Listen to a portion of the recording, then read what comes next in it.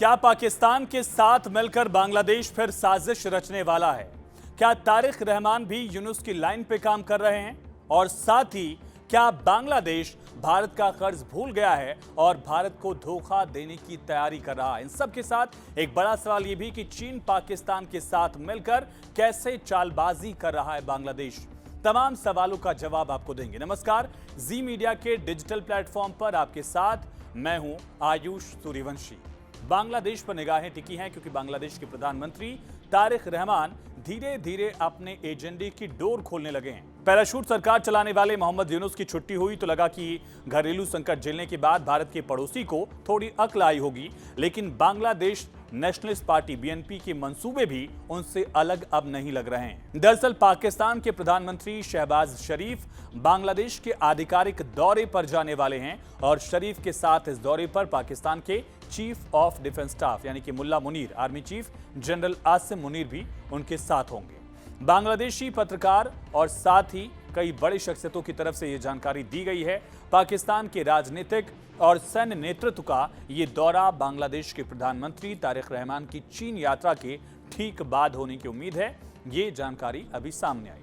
दरअसल social media platform x पर एक पत्रकार ने पोस्ट किया और बताया कि शहबाज शरीफ और जनरल आसिम मुनीर का यह आधिकारिक दौरा 3 दिनों का होगा और इस दौरान ढाका और इस्लामाबाद के बीच कई समझौतों पर साइन होने की उम्मीद है। एक बड़े रक्षा सहयोग पर भी सहमति की उम्मीद है, जिसके तहत पाकिस्तानी सेना बांग्लादेश ऑर्डिनेंस फैक्ट्री का आधुनिकीकरण करेगी, इसे मॉडर्नाइज करेगी। यानी सोचिए, दोनों देश फिर से मिल रहे हैं। अगर पाकिस्तान के प्रधानमंत्री बांग्लादेश आते हैं तो कई दशकों में ये अहम दौरा होगा। 2 दशक में किसी पाकिस्तानी राष्ट्र प्रमुख का पहला दौरा होगा। इसके पहले 2002 में जनरल परवेज मुशर्रफ ने बांग्लादेश का दौरा किया था। शेख हसीना के 15 साल के कार्यकाल के दौरान पाकिस्तान के साथ बांग्लादेश के रिश्ते बहुत खराब स्तर पर रहे हैं। अगस्त 2024 में शेख हसीना को सत्ता से हटाए जाने और बांग्लादेश छोड़कर जाने के बाद आई मोहम्मद यूनुस की सरकार ने पाकिस्तान के लिए दरवाजे खोले थे। मोहम्मद यूनुस के कार्यकाल में अगस्त 2025 में पाकिस्तान के विदेश मंत्री इशाक डार ने ढाका का दौरा किया था। बांग्लादेश पहुंचे थे,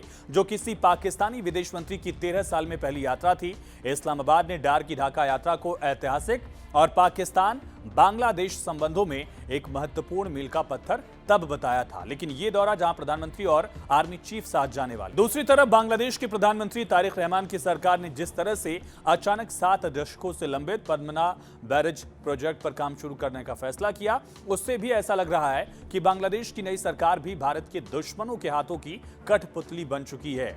दरअसल बांग्लादेश से मिल रही खबरों के मुताबिक, रिपोर्ट्स के मुताबिक, अचानक नदी पर बैराज बनाने का फैसला देश के जल संकट से निपटने के लिए लिया गया है, ये दिखाया जा रहा है। लेकिन इसका असल मकसद भारत के फरक्का बैराज से पड़ने वाले प्रभाव को कम करना बताया गया है। बांग्लादेश का दावा है कि फरक्का बैराज की वजह से उसके यहाँ जल संकट पैदा हुआ है और जमीन बंजर हो रही है, खारापन जमीन में बढ़ रहा है। और इसी बीच चीन के साथ मिलकर इस प्रोजेक्ट को बांग्लादेश अब आगे बढ़ाने की बात कर रहा है। यानी एक तरफ पाकिस्तान का शीर्ष नेतृत्व बांग्लादेश पहुंच रहा है और दूसरी तरफ चीन के साथ भी एक बड़े प्रोजेक्ट पर अब बांग्लादेश काम कर रहा है।